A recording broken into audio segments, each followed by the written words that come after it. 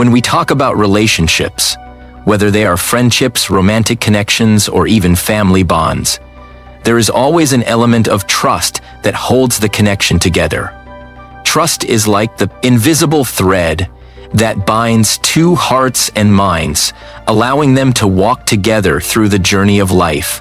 But what happens when that thread is repeatedly broken by deception? What happens when the one we trusted turns out to be a liar? And the deeper, more uncomfortable question arises. When they are gone, do we truly miss them, or do we miss the comforting lies they told us? Let's reflect on this thought with clarity, honesty, and educational purpose. To begin, it is natural to feel the absence of someone who was once important in your life. Humans are emotional beings. Our memories are tied not only to actions but also to feelings. The warmth of a shared smile, the excitement of a conversation, or the security of thinking someone had our back. But when the dust of separation settles and we reflect quietly, we must distinguish between the person and the illusion they created. Missing someone who lied to us is not unusual, but often we are not truly longing for them. Rather, we are missing the fabricated world they made us believe in. Lies, in a strange way, can feel comforting. Imagine someone constantly telling you that you are their everything, that they will never leave, that they admire and respect you deeply. These words, even if false, can create a cocoon around your heart. You feel valued, seen, and safe. But if these words were lies, what were you really receiving? You weren't receiving love, you were receiving a performance. And missing that performance is different from missing genuine affection. It is crucial to understand why we sometimes find ourselves longing for that liar. The lies they told often aligned with what we wanted to hear, with our dreams, hopes, and insecurities. Maybe you had fears of abandonment, and the liar reassured you, not with truth, but with carefully crafted false promises. Maybe you doubted your worth, and the liar filled that void with exaggerated praise. And in doing so, they built a world that felt right, even though it was hollow. So when they leave, or when we finally gather the strength to walk away, it is not just the person who departs it, is that artificial sense of security that vanishes too. From an educational perspective, this brings us to the psychology of attachment and deception. Studies in human behavior show that people tend to cling to familiar patterns, even harmful ones, because the brain craves predictability. A lie repeated often enough becomes a form of predictability. The liar may have been unreliable in their actions, but reliable in their rhythm of deceiving and then comforting. This cycle can be addictive. And so, when it is broken, the brain reacts to the loss of that pattern.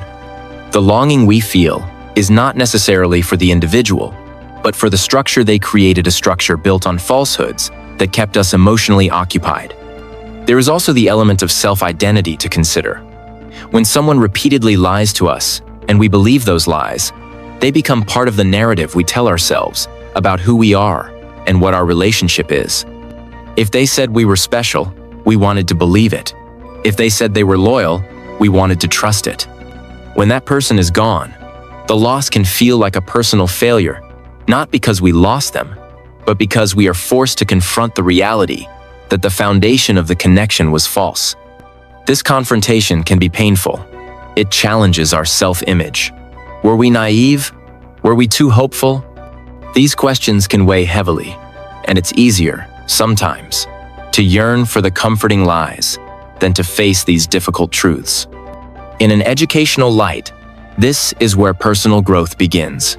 Missing a liar is not a weakness, it is a signal. It shows us where our emotional needs are, what gaps we have within ourselves that we hoped someone else would fill. It points to areas in our hearts and minds that require healing.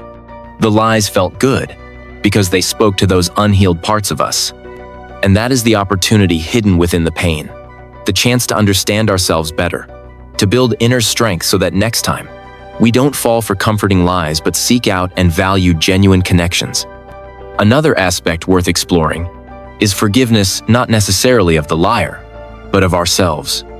People often feel shame for having believed lies, for having stayed too long, for having invested so much in someone who was not honest. But if we look at it educationally, we can see that believing lies is not a moral failing. It is a human experience. We are social creatures who thrive on connection and trust. Our default as humans is to believe, not to doubt. That default keeps society functioning. So when we fall victim to lies, it is not because we were weak, but because we were human.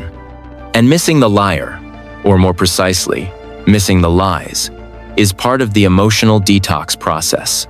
It takes time to separate the illusion from reality. Reflect for a moment on the concept of illusions. A liar builds an illusion, but we often help maintain it.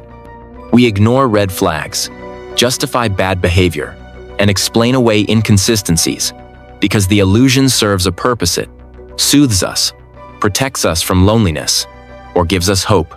Recognizing this is empowering. It allows us to take back control. We realize that while the liar may have spun the web, we can choose to step out of it. We can choose to seek truth over comfort, authenticity over appearances. Let's also think about how missing the lies can be an invitation to rebuild from within. What did those lies give us? Was it reassurance? A sense of importance? A feeling of being loved? Whatever it was, those are the very things we can learn to provide for ourselves. Self-love, self-assurance, and self-worth are the antidotes to the pain left by lies. When we nurture these qualities within, we become less vulnerable to liars because we no longer depend on external validation to feel whole. It is also important to understand that liars are not always malicious masterminds. Some lie because they are broken themselves. They deceive to cover their insecurities, to feel powerful, or because they don't know how to communicate truthfully. This does not excuse their actions, but it can help us let go of bitterness. By seeing them as flawed humans rather than villains, we free ourselves from the grip of resentment and focus, instead, on our own healing and growth. In relationships, honesty should be the foundation. When that foundation cracks, the entire structure becomes unstable. If we miss someone who lied to us, it means we are still standing on that unstable structure emotionally. The goal is to step onto solid ground to build relationships where truth is honored and lies are not tolerated, no matter how sweet they sound. Let's consider the role of time in this journey. Time is a great teacher. In the immediate aftermath of losing a liar, the mind may replay the good moments, the kind words, the hopeful promises. This is normal. Memory is selective, and the heart tends to focus on what it misses rather than what it is better off without. But as time passes, clarity sets in. The truth of their behavior becomes harder to ignore, and the pain of their lies becomes more evident. Time allows us to see the difference between missing a person and. It is also important to understand that liars are not always malicious masterminds. Some lie because they are broken themselves. They deceive to cover their insecurities, to feel powerful, or because they don't know how to communicate truthfully. This does not excuse their actions, but it can help us let go of bitterness. By seeing them as flawed humans rather than villains, we free ourselves from the grip of resentment and focus instead on our own healing and growth. In relationships, honesty should be the foundation. When that foundation cracks, the entire structure becomes unstable. If we miss someone who lied to us, it means we are still standing on that unstable structure emotionally.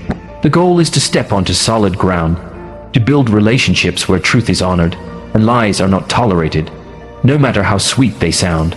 Let's consider the role of time in this journey. Time is a great teacher. In the immediate aftermath of losing a liar, the mind may replay the good moments, the kind words, the hopeful promises. This is normal. Memory is selective, and the heart tends to focus on what it misses rather than what it is better off without. But as time passes, clarity sets in. The truth of their behavior becomes harder to ignore, and the pain of their lies becomes more evident. Time allows us to see the difference between missing a person and missing the role they played in our emotional landscape. And with this clarity comes strength. You begin to realize that missing the lies is simply a phase where the heart is adjusting to reality. Like a person waking up from a long, vivid dream, there is disorientation at first, but gradually, the world comes into sharper focus. You see the liar for who they were, not who they pretended to be.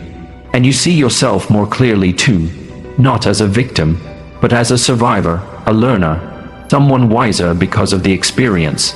The beauty of human resilience is that we can transform our pain into purpose. The ache of missing the lies can become the fuel for seeking truth. The emptiness left behind can become the space where we plant seeds of self, love, and integrity. We can use the experience to refine our ability to discern, to strengthen our boundaries, and to teach others through our story. Think of the countless people who have walked this path before. Those who have loved liars, missed the lies, and come out stronger. Their stories remind us that the heartache is temporary, but the lessons are lasting. Every lie believed and then uncovered is a stepping stone toward becoming a more aware, more empowered version of ourselves. Ultimately, missing a liar or missing the lies is part of the healing journey. It is a sign that you cared, that you hoped, that you believed. These are not qualities to abandon. They are qualities to refine. Let the experience teach you to care more wisely, to hope more realistically, to believe with discernment. Let it guide you toward connections where truth is the language of love and where lies have no place to take root. Let the experience guide you toward connections where truth is the language of love and where lies have no place to take root. Because in the end, life is too short and too precious to waste on illusions. The real strength comes not from holding on to comforting lies, but from having the courage to face the truth, to feel the pain of it, and to rise above it. When you find yourself missing that liar or the lies they told, pause, take a deep breath, and remind yourself of this. What you truly deserve is not words designed to soothe you temporarily, but honesty that builds you up permanently. What you deserve is not someone who hides behind false promises, but someone who stands tall beside you with integrity. And what you deserve above all is to be able to look in the mirror and feel proud, not because you were never deceived, but because you learned, you grew, and you chose truth over illusion. So, the next time your heart aches for what is gone, ask yourself, am I missing them, or am I missing the comfort of a lie? And let that question be your compass, steering you toward authentic connections, deeper self-awareness, and a future where your heart beats freely in the light of truth. Because at the end of the day, it's not about who walked away or who deceived you. It's about who you become because of it. And you, with all your strength and wisdom, have the power to choose truth, to choose healing, and to choose a life where lies no longer have a place.